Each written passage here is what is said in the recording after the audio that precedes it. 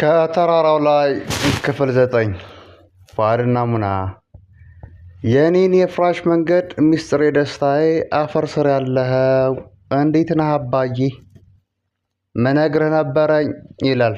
አሰላሙ አለይኩም ወራህመቱላሂ ወበረካቱ።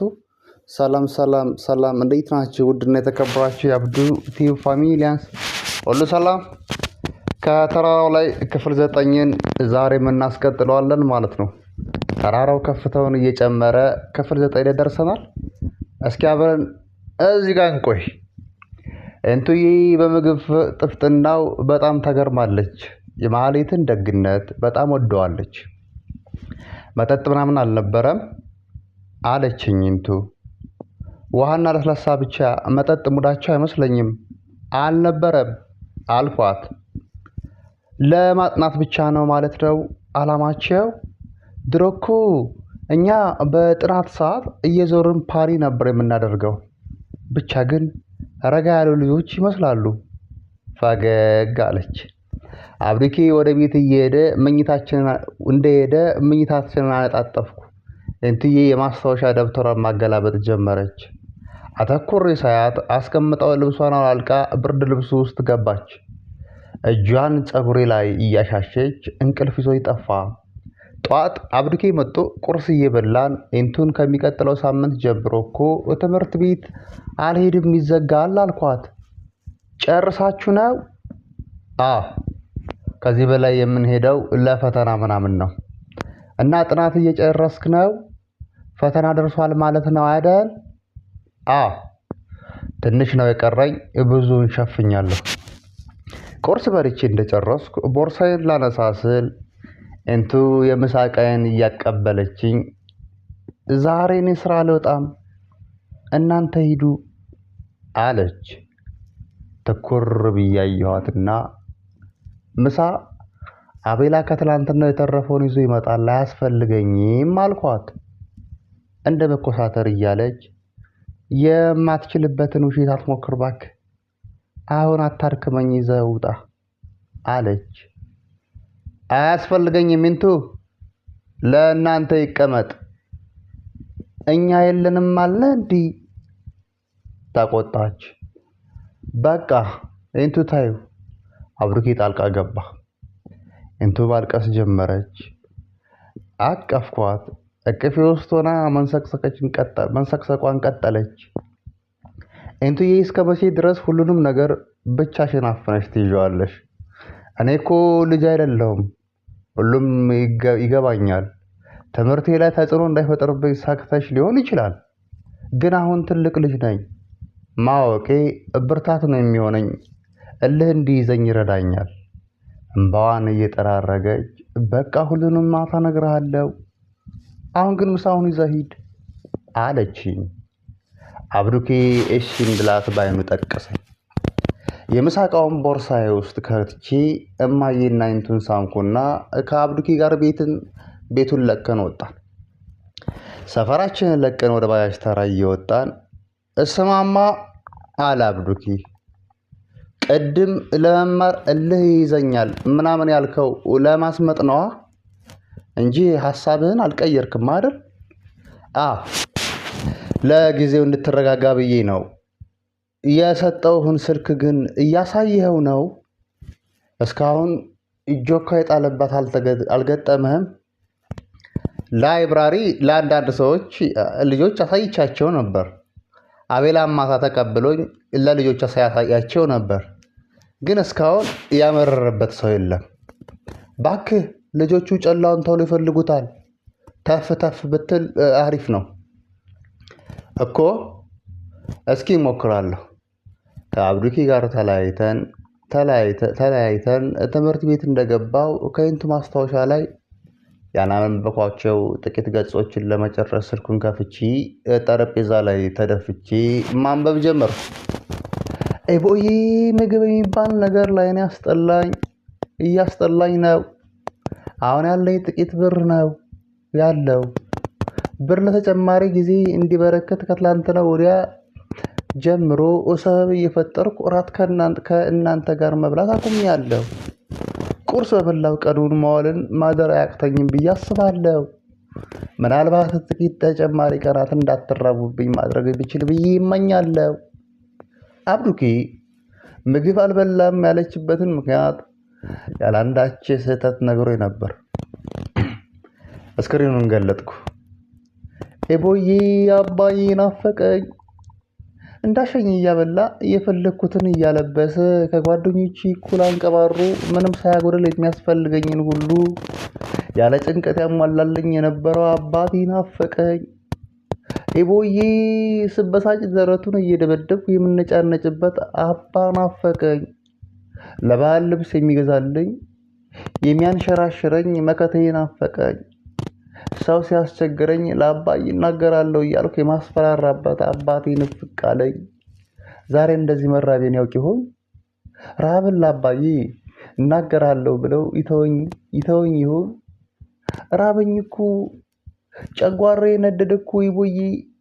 አባቴ መቃብር ውስጥ ሆኖ ስቃዬን አይቶ እያለቀሰ ይሆናል እንዴ? ኤቦዬ የምበለው እኮ አጣሁ። ለማን ልናገር? ማንን ድረሱልኝ ልበል? አባት አላቸው ግን እንዴት ታድለዋል። ቢረባቸው አባዬ ራብን ብለው አባታቸው ላይ ማልቀስ ይችላሉ አይደል? እኔ ማን ላይ ላልቀስ? እኔ ማን ላይ ልነጫነጭ? ለአንተ እንዳልነግርህ ትረበሻለህ። ለማዬ እንዳልነግራት ደግሞ በበሽታዋ ላይ ሌላ በሽታ መደረብ ይሆናል።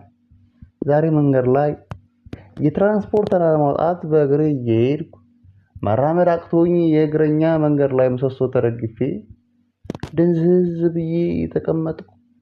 ሰው ከቦኝ ሲያየኝ ውሃ ሊያመጣልኝ ሲሞክር ምን አለ በሞትኩ ብዬ ተመኘው።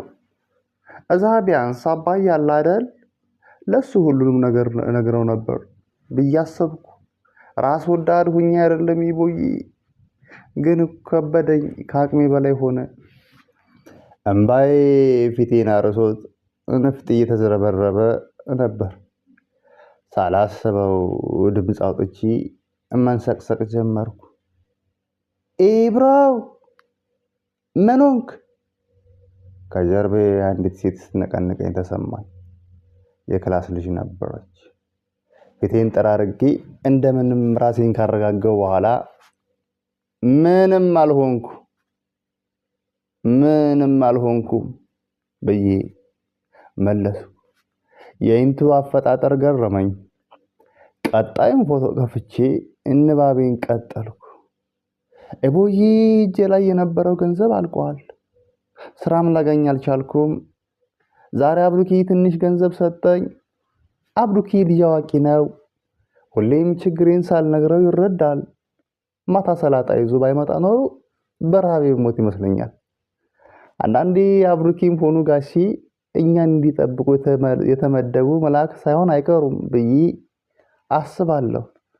ብቻ ግን አሁን ላይ ምንን ተስፋ ማድረግ እንዳለብኝ ግራ ገብቶኛል።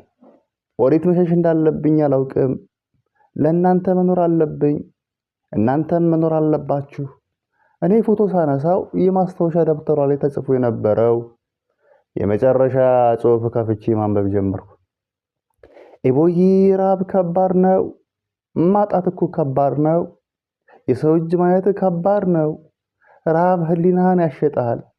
ለእናቴም ለአንተም መትረፍ አለብኝ። እማዬ በሽተኛ ሆና መራብ የለባትም። የቻልኩትን ሁሉ ማድረግ አለብኝ፣ ባልወዳውም ባልፈቅደውም። ከትምህርት ቤት መልስ ቀጥታ ወደ ቤት ለመሄድ አሰብኩ።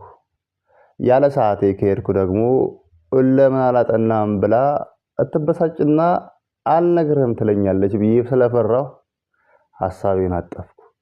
ከአቤላ ጋር ወደ ቤተ መጻሕፍት ስንደርስ ከኋላችን መሀሊት በመኪናዋ ክላክስ ጠራችኝ። ከመኪናዋ ወርዳ ሞቅ ያለ ሰላምታ ተለዋወጥን። የለበሰችው ሙሉ ብርቱካናማ ቀሚስ ነበር። በጣም አምሮባታል። ሰሞኑን ክላስ የለም እንዴ? በጊዜ መጽሐፍት ቤቱ አካባቢ መምጣቷ ገርሞኝ፣ ተዘጋልን እኮ ላስት ዊክ ጨረስን። ቀድማችሁናላ። እና ምን እየሰራሽ ነው? መኪና ውስጥ ፈገግ አለችና አቤላ ከፈቀደልን ካንተ ጋር የሆነ ቦታ ደርሰን እንድንመጣ ፈልጊ ነበር አለች። አቤል እየሳቀ ምን ጣጣ አለው ብቻ እንደ ትላንትናው ብዙ በር ያለበት ቤት አስገብተሽ ልጁ እንዳይጠፋ አለ። አቤላን ተሰናብተን መኪና ውስጥ ገባን። መኪና ውስጥ ያለው ጠረን ደስ ይላል። እሺ ወዴት ነን አልኳት። ቀበቷን የምታስረውን ማህሌትን እየተመለከቱ ይልሲ አንድ ቦታ ወስዳለሁ። ለዛሬ ጥናት ያልፋል። I hope you won't get mad ያ እሺ ግን ይህን ያህል ጊዜ የሚወስድ ምን ቢሆን ነው? Please be patient ሳቀች። መኪናዋን በ40 ሜትሩ በኩል እያካለበች ጠራሎችን አልፋ ቶታልን ዞራ ሞቢል ጋር የሚገኘውን ካሊድስ ኮፊ ግቢ ውስጥ ቆመች። አስተናጋጁ ሲመጣ ለኔም ለሷም አዘዘች። ምን እንደምፈልግ ግን አልጠየቀችኝም። የመኪናውን መስታወቶች ዘጋቻቸው። አብርሽዬ ጀስት ቴል ሚ ምን የጎደለን ይመስላል? እኮ አንቺ ያ እኔ አትቀልጅ ባክሽ። ምንም ነዋ ምንም ነው የጎደለሽ ሳቃለች። አይዋሽ የ5 ዓመት ህፃን ምናምን ነገር when my mom is dead dad single parent ሆኖ ነው ያሳደገኝ። እናትሽ ሞታለች እንዴ? ይቅርታ አላወኩም ነበር አልኩ። it's okay free ወንድምም ሆነ እህት የለኝም። I am the only one. Dad is my busy. ስራውን ቤት ሳይቀር ነው የሚሰራው። some days በጣም ብቸኝነት ይሰማኝ ነበር። ለኔ ብሎ ድጋሚ አላገባም። he is married to he is work. የኛም ቤት ስታይ ይህን ገምተሃል? በፍጹም አልገመትኩም። እኔም እንዳንተ ፈጣሪ ከኔ ጋር መልካም ግንኙነት የለውም ለማለት እችላለሁ አይደል? ሳቀች። የኛኮ በሁሉም ነው። አንቺ እኮ በአንዱ ብትከፊ ሌላ መጽናኛ አለሽ። ሀብታም ነን አይናው ሰው ግን የለኝም። ኢቭን በሱም ቢሆን አላማረርም። አስተናጋጁ ምግቡን ይዞ መጣ። ፒዛ ነበር። እየበላን ማውራት ጀመርን። ኦኬ ሌትስ ፕላይ አገም እስኪ አይንን ጨፍንና ስለኔ ጥሩ ነገርን ንገረኝ አለች። አይንን ጨፍኜ ስለ ማህሌት አሰብኩ። ማህሌት ቀላ ያለች፣ አይኖቿ ትላልቅ፣ ጸጉሯ ረጅም፣ ሁሌ ቀሚስ የምትለብስ ናው ካሞን ግለጸኝ አይደለም ያልኩህ። ፈጣሪ ለኔ የሰጠኝን መልካም ጸጋ ቁጠርልኝ ነው ያልኩህ። እሺ ማህሌት ቀነች፣ ደግ ነች፣ በጣም ቆንጆ ናት፣ ጎበዝ ተማሪ ናት፣ አባት አላት፣ የምግብ ችግርም የለባትም። ማለቴ የሀብታም ልጅ ናት፣ ጥሩ ጓደኞች አሏት። በቃ ኦኬ ኦፕን ዩር አይስ። አንተ ስለኔ 7 ጥሩ ነገሮች ቆጥረሃል። አሁን የኔ ተራ ነው። አይኖቿን ጨፈነች። አይኗን ስትጨፍን የበለጠ ታምራለች። ከንፈሮቿ ያሳሳሉ። አብርሽ በራሱ ይተማመናል። በጣም ጂኒስ ነው። በጣም የምታምር ስማርት እህት አለችው። እናቱ በህይወት አሉ። በጣም ቆንጆ ነው። አሜዚንግ ፍሬንድስ አሉት። በጣም ግልጽ ነው። ጥሩ ስነ ምግባር አለው። ጤነኛ ነው። አይኗን ከፈተች። እኔ 9 ቆጠርኩ። አሸነፍኩ ማለት ነው። 9 መልካም ነገር አለኝ። አስቤው አላቅም ነበር። ክላክስ እያደረገች ፈጣሪ ምን አድርግልኝ ብለው ታውቃለህ አለች። አባቴን አትርፍልኝ ብዬው አውቃለሁ፣ ገደለው። እህቴ ላይ መከራ አታብዛባት አልኩት፣ ደራረበባት። እማዬን አሽሽልኝ አልኩት፣ ህመሟን ጨመረው። እማዬን አሽልልኝ አልኩት፣ ህመሟን ጨመረው። በጠየቅኩት ቁጥር ተቃራኒ እየሆነ ነው። ስለዚህ ተውኩት። አትድረስብኝ አልደርስብህም ብዬ ማለት ነው። ጎበዝ አድርገኝ አልከው፣ ጎበዝ አደረገ። ጤናዬን አደራ አልከው፣ ጤነኛ አደረገ። ሃይ ዶንት ዩ ሲ መልካም መልካሙን አስብ እንጂ። አስተናጋጁ ትኩስ ነገር ይዞልን መጣ። የቆምኩበት ቦታ ከባድ ነው። ሚቹ ዋት ዩ ጀስት ካል ሚ ሚቹ? ዋው ወድጄዋለሁ። ሁሌ እንደሱ ጥራኝ አለችና ማኪያቷን እየማገች ስለ ተስፋ፣ ስለ ፈጣሪና ስለ ሕይወት ያላትን አመለካከት ታስረዳኝ ጀመረች። አብራርታ ስትጨርስ እስኪ አንተን ንገረኝ አለች። እኔ ስለ ረሃብ ነው የማስበው፣ ገና ስለ ምግብ ነው የሚጨነቀው። በባዶ ወሬ ደግሞ አንቺ ያልሽውን አይነት ተስፋም ሕይወትም ፈጣሪም ሊያፈላስፉኝ አይችሉም። ፍልስፍናዬ ረሃብ ነው። ፍልስፍናዬ የእህቴ ስቃይ ነው፣ የእህቴ ህመም ነው። አይኔም ባሞላ ብርጭቆ አንዳች ቦርዱ ላይ አስቀምጣ ጭምቅ አድርጋ አቀፈችኝ። አንገቴን ደረቷ ስር ቀብሬ አነባው። ስረጋጋ ሂሳብ ከፈለችና መኪናዋን አስነሳች። ጨልሞ ነበር። ወደ ሰፈር እየተመለከትን ሚቾ ሐዋርያት ማለት ግን ምን ማለት ነው አልኳት። ፈገግ አለች። ፈገግ አልኩኝ። ኦኬ ሐዋርያት የእምነቱ ተከታይ የምንጠራበት ስያሜ ነው። ቤተክርስቲያናችን ደግሞ ሐዋርያት ነው የምትባለው።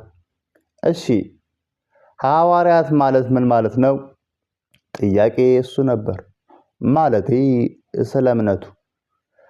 ሐዋርያት ኢዝ ኤ ሪሊጅን፣ በአንድ አምላክ የሚያምን በኢየሱስ ስም ጥምቀት የሚያምን ሃይማኖታዊ ስርዓት የሚከበርበት ኦር የሚተገበርበት እምነት ነው። ምንድነው ለየት የሚያደርገው? ያው እኛ አብ ወልድ መንፈስ ቅዱስ አንድ ናቸው ብለን እናምናለን። ላይክ ስላሴ አንድም ሶስትም በሚለው አናምንም። አብ ወልድ መንፈስ ቅዱስ አንድ አምላክ አንድ አካል ብለን እናምናለን። ሌላው ደግሞ መርጠን የምናከብረው ባህልም የለም። ፕለስ ስናገባ ቀለበት አናደርግም። እንደምታየው አንገቴና እጄ ላይም ምንም አይነት ጌጣጌጥ የለም። ጆሮዬም አልተበሳም። ይገርማል። አንገቴን በግርምት እየነቀነቅኩ ጆሮዋና አንገቷን ተመለከትኩ። ጆሮዋም አልተበሳም። እጇም ሆነ አንገቷ ላይ ጌጥ የለም። ወደ ቤተ መጻሕፍቱ ስንደርስ ከምሽቱ 2 ሰዓት አልፎ ነበር። በሩ ጋር አውርዳኝ ተሰናብታኝ ሄደች። ወደ ቤተ መጻሕፍቱ ስገባ አቤላ እየሳቀ ያየኛል። አንገቴን ሰብሬ ከፊት ለፊቱ ተቀመጥኩ። ትንሽ ማንበብ ፈልጌያለሁ። መጽሐፌን ከፍቼ ንባቤ ላይ ሰመጥኩ። አቤላ በየመሃሉ እየሳቀ ይመለከተኛል። 3 ሰዓት ተኩል ሊሆን ሲል አብዱኪ መጣ። ከቤተ መጻሕፍቱ እየወጣን አቤላ የአብዱኪን ትከሻ እየነቀነቀ አባቴ ኢቦ ማሊትና አፈፍ አድርጎላሻል አለው። አቤላ ደግሞ ምን እሺ ነው ነገር አብርድ እንጂ ሰላማዊ ግንኙነት ነው ያለን። እሱ ጦርነት ነው አላለ። አብዱኪ ጣልቃ ገባ። ታውቂያለሽ አብዱኪ ሲዞሩ አምሽተው አሁን ነው ላይብረሪ የገባው። የት እንደነበሩ እንኳን ምንም አልነገረኝም። ላይብረሪ ስለነበር ነው። ካፌ ነበረን። በቃ ስናወራ ምናምን ምንም አዲስ ነገር የለውም። ለምን አቤላን ትታችሁት ሄዳችሁ? መመለስ አልቻልኩም። ዝም ስል ሁለቱም ጮክ ብለው ሳቁ። ከአቤላ ጋር ተለያይተን ወደ ቤት ሄድን። እንቱዬና እማዬ መምጣታችንን በጉጉት ሲጠብቁ ነበርና ከሌላ ጊዜው ትንሽ አረፋፍደን አምሽተናል። የቀረውን ይልና ከተራራው ላይ ክፍል 10ን በነገው ቀን ደግሞ ይዘነው እንመጣለን። እስካሁን ለነበረን ቆይታ ከልብ እያመሰገንኩ ተራራው ከፍታውን እየጨመረ በነገው ፕሮግራም በክፍል 10 ደግሞ እንደዚሁ እንቃኘዋለን ማለት ነው። ለነበረን ቆይታ ከልብ አመሰግናለሁ።